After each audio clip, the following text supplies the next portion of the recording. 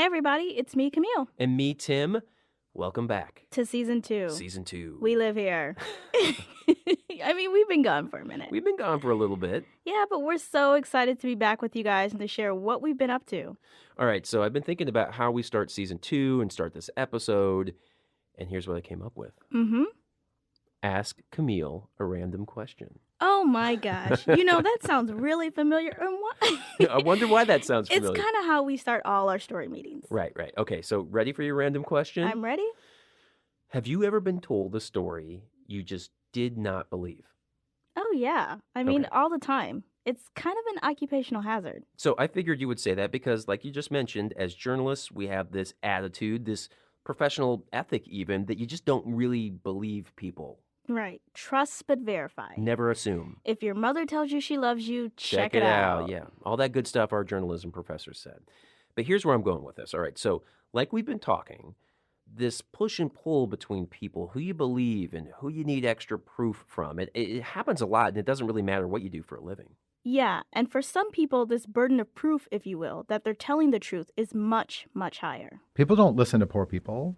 They don't listen to black people in America. And if you're poor and black, almost no one listens to you. This is Thomas Harvey. He's a lawyer here in St. Louis. And for a while, he too had a hard time believing poor people and black people. Then something inside of him changed. So, on this episode, we bring you the story of how that happened and what came next. Because the change in Thomas's worldview, in his heart and mind about race, class, and believability had a domino effect. And ultimately helped lead to one of the biggest public policy changes post-Ferguson. We live here. We live here. We live here. We live here.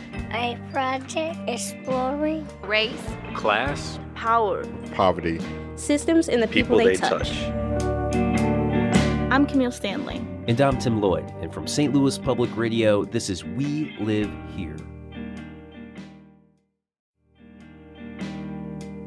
All right, Season 2 officially starts now. We are back. Which is just cool to say. Very cool, very cool. But since we're going to be spending a lot of time with Thomas, we should get to know him a little bit. Mm-hmm. Yeah, and he's not one of these lawyers who read every John Grisham novel and knew exactly what he wanted to be when he grew up. I wanted to be a French professor, actually. That's what French professor, really? Yeah, that's what I... Yeah. Ça va? And so, oui, ça va très bien. Et vous? That's it. Okay. Okay. All right, so he gets into a French PhD program. Doing the whole academic thing. Mm-hmm. And then he has what I think a lot of people can really relate to is this early life crisis. And I began to see life ahead of me of, teaching French 1 to some students who may or may not care about the conjugation of être and avoir and really not being able to do much. And I started thinking, I want to do something else, whatever that is. I want to have some connection to what's going on in people's lives. So Thomas totally changes course. He packs up and heads to law school at St. Louis University. And when he gets there, he becomes friends with a couple other guys, John McAnner and Michael John Voss. By their third year of law school, Thomas and his two buddies were helping poor people work through legal issues. And much of the time, those people were black. What did you know when you were starting about black people and about the black experience in America? Nothing in the way that I learned after I started doing the work. I mean, I would say now if you ask me that question, I would say I didn't know anything. Nevertheless, Thomas and his buddies were committed to the work they were doing, and Thomas says all of their clients had the same combination of needs. I never met a single person during my time there who I would have characterized as a criminal.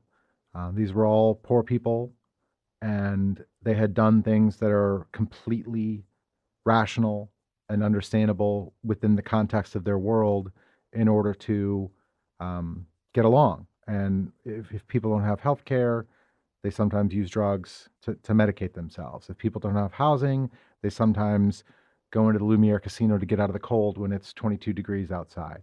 The results of those acts are deemed criminal acts by our legal system, and then they end up connected to the legal system. But what we knew about every person we ever dealt with was those folks needed a job, they maybe needed some treatment, they needed some housing, they needed the things that everybody needs, and they just hadn't had as much of an opportunity to get those things as most of us do. Okay, so the three guys decide they're going to try to make their own law firm to meet these needs. Help somebody find a job, help them clean up their legal past, help them get into housing. But at this point, it's just fantasy. That is until one night they go out and grab a few drinks. Which is how all good ideas start. Sure. And that was kind of the we're going to do it conversation fueled by alcohol, right? Like that was the doubling down and committing to do it moment. You guys have a couple of beers and figure we're going to change the world. Yes, exactly. Three, middle-class white guys standing at a bar having too many drinks saying, we're just going to do this. We know better. We have a different plan. And we didn't really have any idea what we were getting ourselves into. But we had committed to putting together the nonprofit and starting to do the work. They know the work they want to do, create a supercharged law firm that tackles criminal, civil, and social ills. But nobody in St. Louis was doing this, so they start looking around for examples. And I found the Bronx Defenders in New York. While I was still a law student, I called Robin Steinberg, who's the executive director and founder of the Bronx Defenders. I have this funny habit of answering my own phone. So this is Robin Steinberg, who started the Bronx City Defenders. It's a law firm that was already doing the stuff Thomas and his friends wanted to do. And when she gets this call, her reaction is... To be honest, at first I was amused that a third-year law student would sort of just call up out of the blue and say, hi, I want to create this office that's taken you guys 15 years to create. What did you tell him? What I sort of said to him was the easy thing to do when you're starting any organization is to have mission creep. So my advice to him then is pick something that you do really well, defend somebody with everything you can, and think deeply about what you're doing and how you're doing it, and from there you can build everything else. This approach to start small makes sense to Thomas and his buddies, and they get started as soon as they pass the bar exam. Once we were sworn in, we started doing the work in September of 2009 on a very, very small basis, a handful of clients here and there. To find those clients, they went to the St. Patrick Center, this homeless shelter in downtown St. Louis. What we very quickly figured out was the primary legal problem these folks had was with the municipal courts. That was overwhelmingly the case. And they would say repeatedly, from the first day, I would say, they would say, this is not about public safety. They stopped me because I'm black, and they're exploiting me because I'm poor. Did you believe them? Yeah. No. I didn't believe them. I mean, the burden of proof is high, and everything they told me was at odds with what I had learned in law school. In spite of the fact that I'd seen those things when I was in the city courts, it just didn't make sense to me. That's one of the most frustrating things that I experience. Stephen Bradley runs the African American Studies program at St. Louis University. Nobody wants to make these things up. You don't get credit for being discriminated against. That doesn't make you feel better. So this burden of proof is only for, and I'll say this, and I could get pushback. It only works in terms of black people and race. Amen. This is something any black person could tell you about. How frustrating it is to not be believed, especially with matters of criminal justice. Just ask Janine Schnurl. We met her standing in the parking lot outside of one of St. Louis County's numerous municipal courts. And at the time, she had just worked out a payment plan for a speeding ticket. Ladue, Creve Court, wherever, it's always the same. Country Club Hills. Whenever you go to court, it's just us. And by just us, I mean African Americans. The evidence is not just anecdotal. For example, let's take a look at traffic stops. For more than a decade, the Missouri Attorney General's office has consistently found that black drivers are far more likely to be pulled over in St. Louis County, and that's true of many places across the country. So why then was it so hard for Thomas, a guy who knows all the ins and outs of this system, to believe what he was hearing? Well, it's not really as simple as let me throw statistics up and then change somebody's mind. This is Matthew Taylor, Associate Professor of Psychological Sciences at the University of Missouri, St. Louis. We met up with Professor Taylor at Marley's. It's this little sports bar a couple blocks from the Ferguson Police Department, and Taylor sometimes goes there to grab lunch or grade papers in a back booth. And we wanted to talk to him because this idea, this extra burden of proof when it comes to black people in America, is this deeper than just race? Humans need order. We need consistency. We need to know that we have safety in our lives. And one of the ways that we do this in the face of a world that has all sorts of threats, one of the things that we do is we form this worldview. So I know at the end of the day, in my mind, the world operates this way. And Taylor says when you plug race into this system, this way of thinking, It just intensifies something called in-group, out-group thinking. In-groups are going to be those groups that we feel connected to psychologically, physically, spiritually, that we feel a part of. So when I see members of a group that's not my own, I'm already kind of heightened. This is kind of the fierce tribalism that you see. We've always done this in terms of humans. My group is good, other groups are bad. I'm more likely to be empathic towards members of my own group versus some other group. Taylor says there is some good news in all of this. Right. These worldviews, he says, the roadmap of sorts, can be redrawn by getting to know people who aren't like you, having honest conversations with them, basically exposure. But because of the way humans are wired to make sense of the world, that can be scary. What that's essentially doing is forcing us to suspend how we look at the world, how we know the world, and how we've structured it, and say there are other ways to do that. And at the core of humanity, it's very threatening. All right, Tim, time to leave the bar. Do we have to? Yeah, we do. We don't say that very often. We don't, but we got to get back to Thomas Harvey. That's coming up right after this break.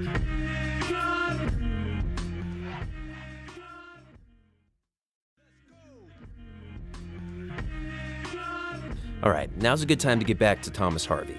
When we left off with him, it was 2009, and he had just started a nonprofit law firm to help poor people. And even though he was committed to the cause, he still had a hard time connecting with his clients. So if these people were telling you, yeah, I went to court, yeah, I've been trying to resolve this, and you yourself just said you did not believe them because it didn't make sense, why didn't you believe them? I think for the same reasons because they were poor and black, and I had just learned, their internal biases I have that discounted their lived experience in the first, I'd say year and a half that I was there.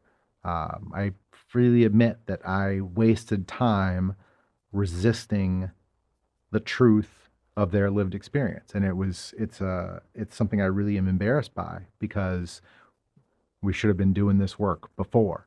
I shouldn't have spent as much time trying to determine whether or not the endless line of human beings telling me what happened to them were telling me the truth. Bit by bit, piece by piece, he starts making revisions to his own worldview, that roadmap in his brain, about the system he was working in and the people affected by it. The people we got to know were just, they were just people like us who had a couple things happen to them and lost a job, gotten injured on the job, had some medical bills. They were just folks that, no different really at a core fundamental level than any of us who wanted to have a place to live, have a job, have a car, and hang out with their family. At the same time he's having this individual awakening, Thomas says something else begins to bug him. He starts to conclude that the web of 81 municipal courts in St. Louis County is working like one giant machine that can just deepen generational poverty, especially for black people. And especially troubling, Thomas says, are the court fees and warrants that made it almost impossible for some people to resolve their legal issues. That's where you get into this what we just call the forever docket, the pay docket. Well, you got to assess $1,000 in fines. You don't have the money. Come back every month and give us something forever. And if you ever miss a court date, then your warrant, then you're back into this whole system of there's a warrant for your arrest and you get jailed, you get held for a certain period of days. And I've interviewed hundreds of people, hundreds and hundreds of people. And people will casually mention, it doesn't become a moment of exploration. They will casually mention they thought about killing themselves. These are people who haven't killed themselves. They will casually mention they thought about killing themselves because they didn't know when they were going to be able to see their children. They didn't know when they were going to get out. They thought they'd never get out of that jail.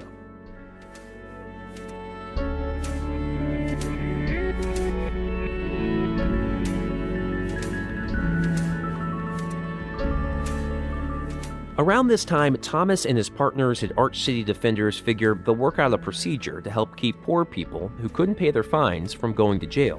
They write a motion, which is basically a standard legal argument you take to a judge that would request a warrant be dismissed for people who couldn't pay.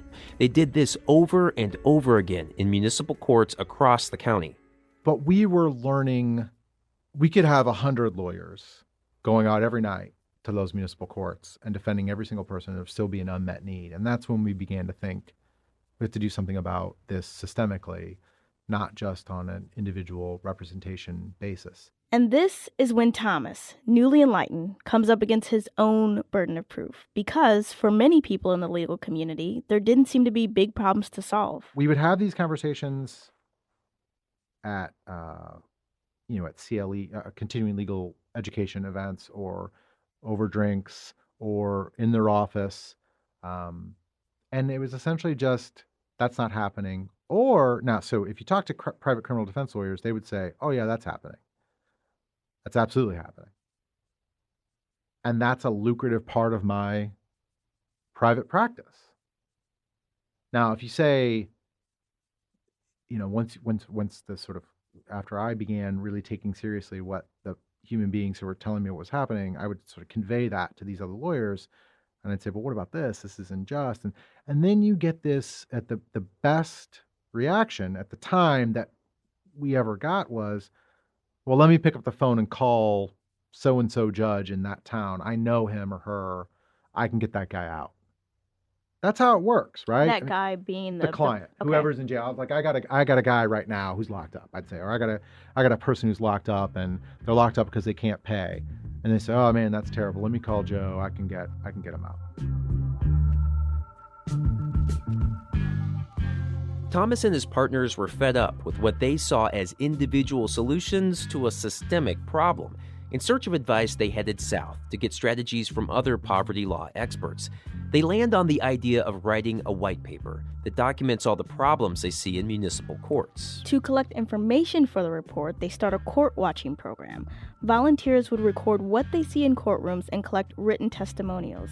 But it wasn't until 2013 that they finally had enough money to expand the project. And it just so happened that the city of Ferguson was one of 3 places they focused on. Which brings us to late summer 2014, when Michael Brown was fatally shot by then Ferguson police officer Darren Wilson. Thomas says it didn't immediately click that the reaction to Brown's death and municipal courts issue were linked.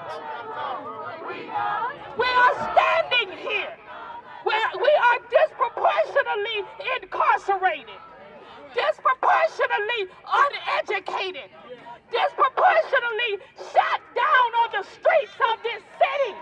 We are here because we've had enough. And then I saw an interview, I don't remember who it was, but it was just someone who had said, why are you out here? We're out here for justice for Mike Brown. Why, okay, what else? And they were like, well, the police have been doing this for years, and we've been locked up, and these courts, and I thought, oh my God, there it is, and we have it. That it was the white paper. And so Thomas decides to quickly release the results of Arch City Defender's investigation ahead of schedule. Just a couple weeks after Brown's death, he posts it to their website and starts tweeting about it. Journalists from all over the world pounce. There began to be articles using the statistics from the paper, but not citing the paper. That's when you know. Yeah, it was hilarious. All those. I was like, wow, that sounds really familiar, Vox. I see. Yeah. But anyway, so then I thought, I need to start returning these phone calls from people calling to ask about this question and sort of set aside time to talk about this. And from there, things start to snowball. The Department of Justice opens an investigation into Ferguson's police department and courts. Politicians vow to fix things and pass a law that limits how much money cities in Missouri can raise from traffic fines. And the local legal community starts to feel the pressure as well. They form the Municipal Courts Improvement Committee and put Judge Frank Vatterott in charge. When we first started our committee, we got a lot of trouble, could use another word, from our friends who said, what are you doing, Frank? What's wrong? We haven't done anything wrong.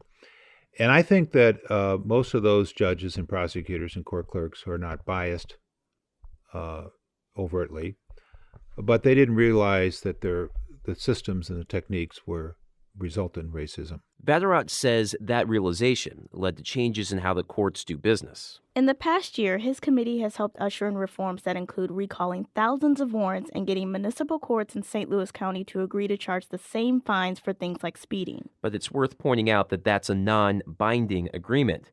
Nevertheless, Vatterott says he's seen a shift in thinking. Even the what I would consider the worst offenders have come around. One who I never thought would change goes to the jail in the town that he's the judge in 3 or 4 times a week, even on a Friday night or a Sunday, and sees people right away and sees they can't make bond and lets them out. He never would have done that before. And there's still some people that are intransient, I understand, but I have been amazed and very pleased. Even when we did the uniform fine schedule and we did the recall of warrants, I thought there'd be a lot of opposition, but there wasn't at all. And I think part of it is people don't want to see their name in the paper, but also I think people have learned. This has been a tremendous lesson for all of us, even those of us who thought we were very sensitive to racial and ethnic issues. We didn't recognize that our values and our traditions and so forth were in themselves racially biased. We just did not know that. And we learned a lot. Now, we do need to step in for a moment and take a brief detour because not everyone is buying the self-reform efforts Vatterott is talking about. Critics like Thomas at Arch City Defender say the public should be wary of trusting the people in charge of a system they say mistreated so many for so long. On the other hand, the St. Louis County Municipal League says this effort is sincere. When we called them, they actually say municipal court reform has been hijacked by people who have long argued for consolidation among the dozens of tiny cities in the region. Okay, but we don't want to lose, in all this back and forth, the central question of this show. If this was disproportionately affecting white people, do you think that this would have taken so long to come to light?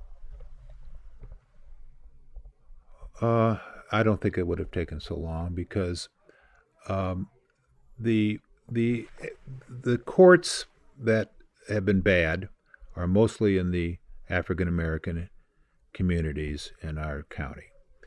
And those voices have never been heard as much. Those cities are small. The mayors are part-time. There hasn't been a lot of outcry. And the people that are been subjected to the abuses by these courts are not the ones whose voices are going to be heard. It's just, but if this had happened in a Caucasian area of town where people are locked up, you would have heard about it, sure. There's no doubt that people are hearing about it now, though it's unclear what will happen next with municipal court reform. A Cole County judge recently struck down that new state law that limits how much money municipalities can take in from traffic fines. And then there's Ferguson itself. Just weeks ago, the city entered into a consent decree with the Justice Department. Under the deal, Ferguson has to overhaul its police department and municipal court. Thomas says he welcomes this type of change. But I also want the narrative to be, you lagged behind what people were saying for years, just like we did. You know, it took us that year and a half to really take seriously what people were saying. And just like every other lawyer, judge, prosecutor, elected official, community representative, business owner, everybody in this community ignored what was happening. It wasn't the DOJ that figured it out. The people already had it figured out, and nobody was listening to them because they don't listen to poor people and black people in America. St. Louis is not alone in that.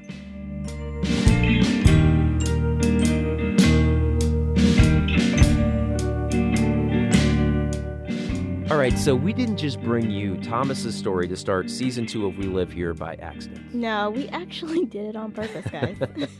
Hard to believe, but, you know, it reminds us because we do all the stuff that journalists do when they try and report on a topic or report about a system. We do all the research, We right? get all the data. All of the we data. Find the experts. Somebody with a PhD. Right. But one thing that we admittedly sometimes do is forget to get the real people. And that's something that we're really going to try to do better in season 2.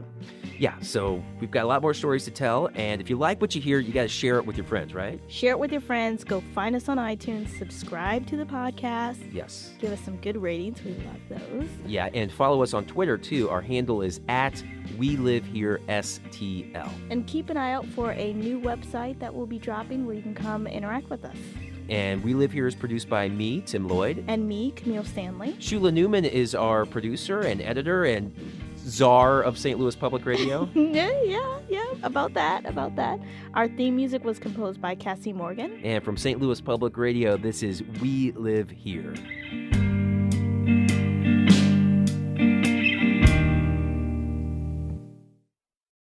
Support for this podcast comes from the Corporation for Public Broadcasting.